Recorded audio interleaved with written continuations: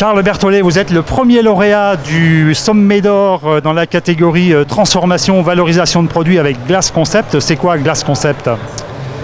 Alors Glass Concept, c'est un ensemble de 3 modules essentiels. Le premier module, c'est un module de livraison de matériel. Un deuxième module de formation. Ces 2 modules sont la base nécessaire pour avoir une glace de qualité sur son exploitation et pour pouvoir la commercialiser dans de bonnes conditions. Et il y a un module de prestation de services annexes qui sont facultatives et qui sont là pour faire monter les agriculteurs en compétence sur des sujets variés du style un site internet, un logo, une vidéo, études de secteur, prospection commerciale téléphonique. Voilà. Alors la crème glacée, des agriculteurs en fabriquaient avant que vous n'arriviez. Qu'est-ce que vous apportez de plus, vous, dans la chaîne ? Alors simplement, on prend le contre-pied de ce qui se fait ailleurs par rapport au glacier classique qui fonctionne avec un lait UHT stérilisé. Nous, on tient vraiment compte de la spécificité du lait qu'on va trouver sur l'exploitation, quelle que soit la race, quel que soit ovin, bovin, et quelle que soit la saison. Le lait, à chaque fois, sur une exploitation, varie et est différent, et il faut en tenir compte pour construire le reste de la recette et ne pas imposer notre standard à l'agriculteur. Alors aujourd'hui, combien d'éleveurs vous avez convaincus ? À l'heure actuelle, il y a 14 fermes d'installées. Alors quel est le bénéfice pour un éleveur de se lancer dans la fabrication et la commercialisation de glace ?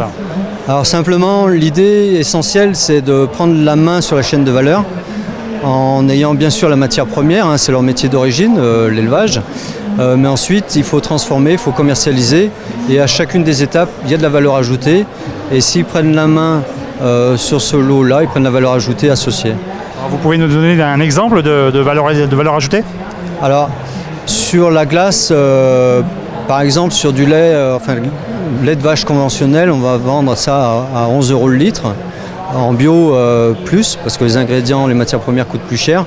Et par rapport à 35 centimes le litre à l'heure actuelle, c'est 30 fois plus. Alors est-ce qu'il y a clairement un marché à conquérir pour les éleveurs ?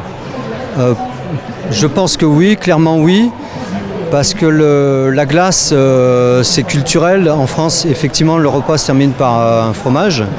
Mais de plus en plus, on est quand même chahuté par, pas chahuté, mais orienté par ce que fait le McDonald's, par exemple, et toutes ces franchises-là.